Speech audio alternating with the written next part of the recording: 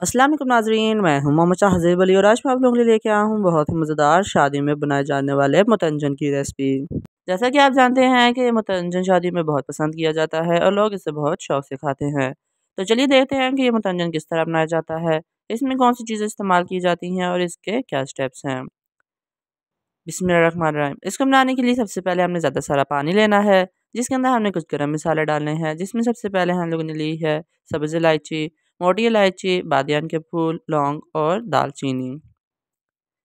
फिर हमने इन सारे गरम मसालों को पानी में डाल के अच्छे तरीके से बॉईल करना है और जब ये पानी बॉईल होने लग जाए तो इसको हमने ढक कर रख देना है।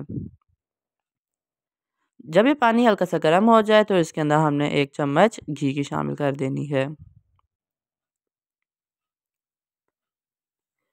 घी शामिल करने का मकसद ये है कि इसमें चावल जब बॉईल करेंगे तो वो आपस में चिपकेंगे नहीं।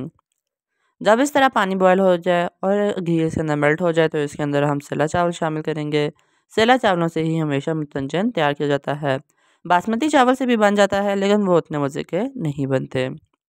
फिर इसके बाद हम लोग इसको ढक कर बॉयल होने के लिए रख देंगे। इस जगह पे आप देख सकते हैं कि पानी बॉयल होने लग चुका है। हमने इसे कम से कम 15 से 20 मिनट के लिए मीडियम लो फ्लेम पे बॉईल किया है ताकि ये चावल अच्छे तरीके से अंदर तक पक जाएँ। लेकिन आपने इस बात का ख़ास ख्याल रखना है कि इस जगह पे चावल को सिर्फ 80% ही पकाना है, फुल इसको 100% नहीं तैयार करना। जब चावल 80% हो जाए तो इसमें से पानी निकाल देना है।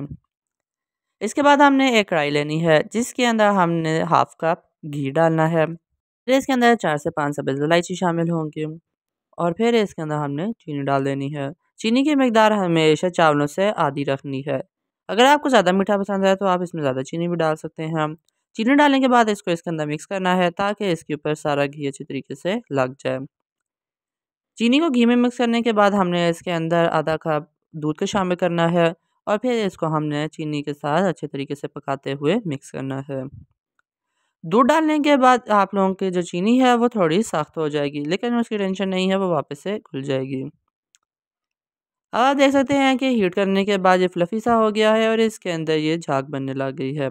जब ये इस तरह होने लग जाए तो इसको हमने 5 से 7 मिनट मीडियम लो फ्लेम पर हीट करना है और जब ये और ज़्यादा राइज़ करने लग जाए तो मतलब कि ये अब रेडी हो चुकी है। इस जगह पे फ्लेम को हमने नीचे से लो कर लेना है ताकि ये चीनी जले नहीं, क्योंकि अगर ये इसकी फ्लेम ज़्यादा हाई रही तो ये जल जाएगी और इसका अजीब-सा जायका हो जाएगा। फिर इसके बाद हमने कुछ ड्राई फ्रूट्स लेने हैं जिसमें हम लोगों ने छुहारे, मेवे, फिर हमने खोपरे के स्लाइसेस लिए हैं, बादाम और हमने 2 कलर के अशरफी मुरब्बा लिया है। ये जो ड्राई फ्रूट्स हैं अशरफी मुरब्बे को हटा के ये हम लोगों ने चीनी में शामिल कर देने हैं। इस जगह पे आप देख सकते हैं कि शीरे का कलर भी चेंज होने लग चुका है। तो फिर इसके अंदर हमने ड्राई फ्रूट्स शामिल कर देने हैं। इस जगह पे हमने अशरफी मुरब्बा इसमें नहीं शामिल करना, क्योंकि अशरफी मुरब्बा अगर इस जगह पे शामिल कर दिया तो वो उसका सारा कलर इस शीरे के अंदर फैल जाएगा।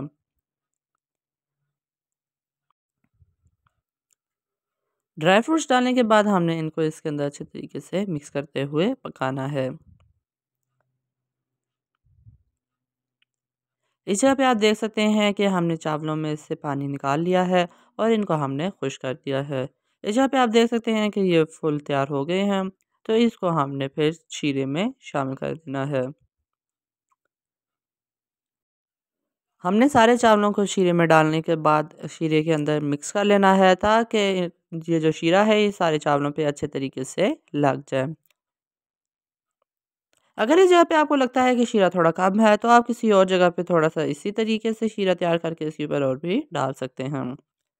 शीरे के अंदर चावलों को मिक्स करने के बाद हमने इसके ऊपर फूड कलर डालने हैं। ये हमने 3 डिफरेंट तरह के फूड कलर लिए हैं।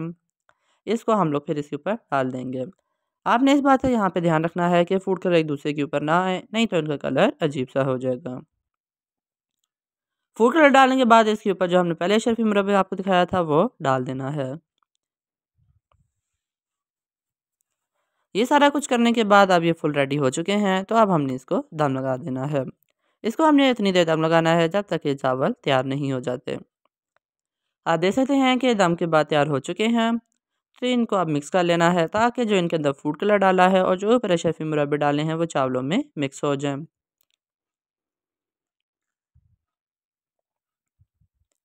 तो नाज़रीन आप देख सकते हैं कि ये मुतंजन इस जगह पे तैयार हो चुका है। तो इसको हम लोगों ने एक प्लेट में सर्व करना है। तो नाज़रीन आप देख सकते हैं कि ये मुतंजन देखने में कितना मज़ेदार नज़र आ रहा है और इसकी कितनी अच्छी लुक लग रही है। तो नाज़रीन इसी के साथ आज की हमारी ये मुतंजन की रेसिपी यहीं पे मुकम्मल होती है। उम्मीद करता हूँ कि आपको रेसिपी पसंद आए। अगर आपको पसंद आए तो आप इसको लाइक करें, शेयर करें और नीचे कमेंट बॉक्स में बताएं कि आपको रेसिपी किस तरह की लगी। और अगर अभी तक आपने हमारे चैनल को सब्सक्राइब नहीं किया तो चैनल को सब्सक्राइब भी कर लें और साथ बेल आइकन के बटन को भी दबा दें ताकि आपको हमारी हर नई आने वाली वीडियो की नोटिफिकेशन मिलती रहे। तो मिलते हैं आपसे अगली एक मज़ेदार और डिफरेंट सी रेसिपी में। तब तक के लिए अल्लाह हाफ़िज़।